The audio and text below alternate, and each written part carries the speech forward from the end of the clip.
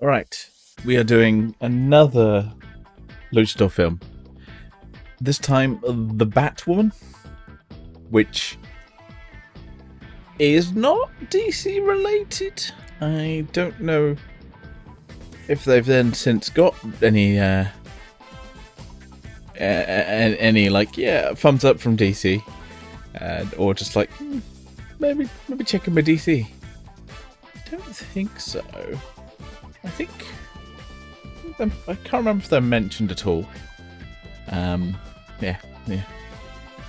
Original cover, and then you've got another cover in here, and that is the outfit she wears.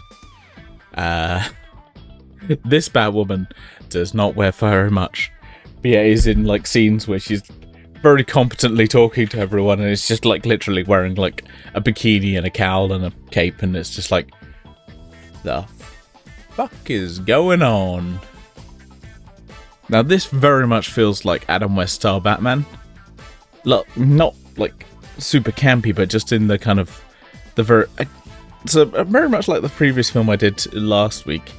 This one feels very 60s, and it feels very much like 60s Batman, just a little bit more serious. You know, a little bit more threat. This one is dumb. Brilliantly dumb. Scientist who wants to make fishmen. Why? Fuck knows. I can't remember why he wants to make fishmen. I think he did. I think he wants to take over the world. I think he wants to take over the world, but with fishmen. So he steals. Well, he drains something, I can't remember what, from wrestlers, luchadors, to then put into these fish to make fishmen. It is a ludicrous plot, but I will say this film looks beautiful because there's a lot of it. There's very few sets. The only main set is the kind of evil scientist laboratory type thing. The rest of it, all on location, all looking beautiful.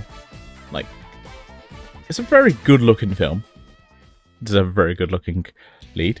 I will say that as well. It's nice to look at a woman in a bikini from the film. It does look. It feels dumb as fuck because you have her as a very serious character. She kind of is this kind of Batman style character, but she works with the police. Yeah, very much like 60s Batman. What kind of works with the police. They kind of know of her and just kind of shows up as if it's like a normal thing. But then she's in like, pretty sure she's in a morgue, and then she's just wearing a bikini. And you're just like, put some fucking clothes on. What the fuck are you doing? She doesn't.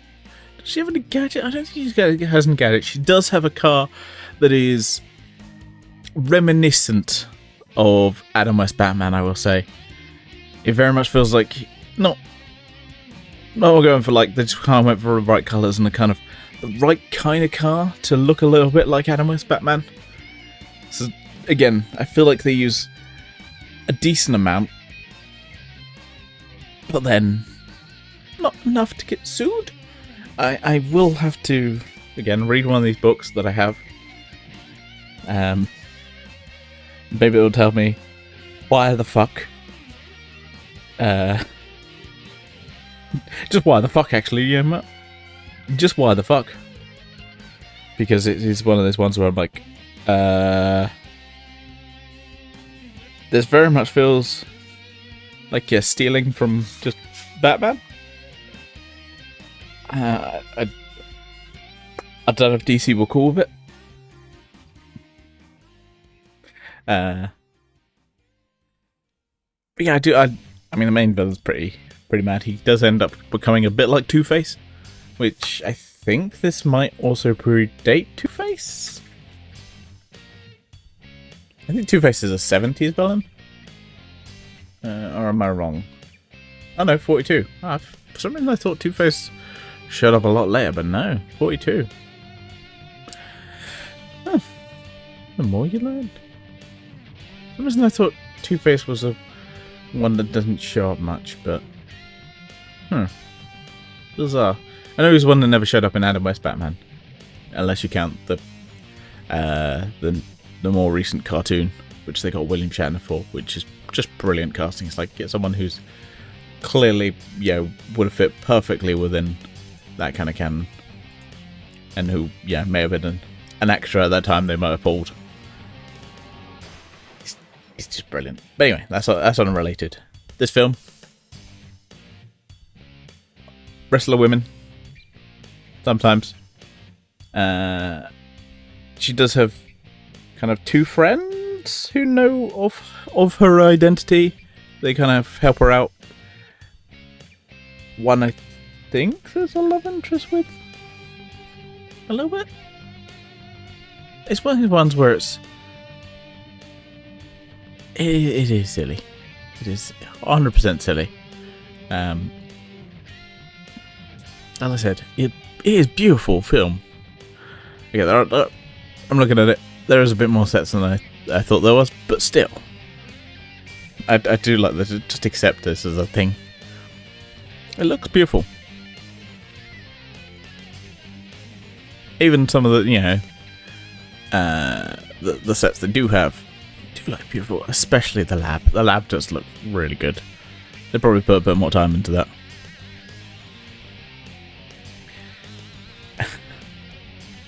And very much Mad Scientist is very Mad Scientist.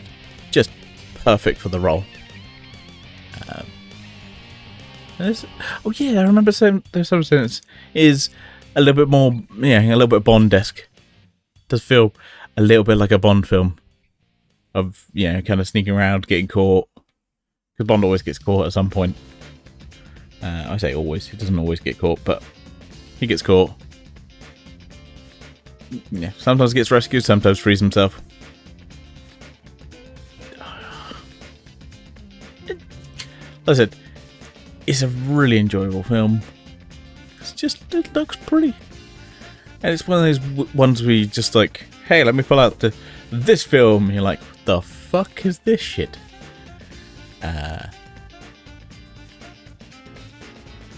It's the Batwoman.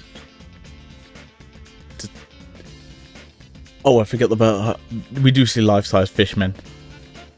That's silly. They look silly. The costumes, they look good for the time. But they look so dumb. And they're very, very 60s. Again, it is very 60s. But a decent budget. And it's fun. And honestly, if you want a bit fun time, I think you can go wrong. I recommend this one. Just as a fun thing to be like, haha, the Batwoman. Because it's kind of silly and it even exists, is what I want to say. But I think that's enough from me. I've rambled enough for now. I'm going to say to you all, live long and prosper. And I'm not sure what I want to watch next. I think I've got China O'Brien. I think I might go for that.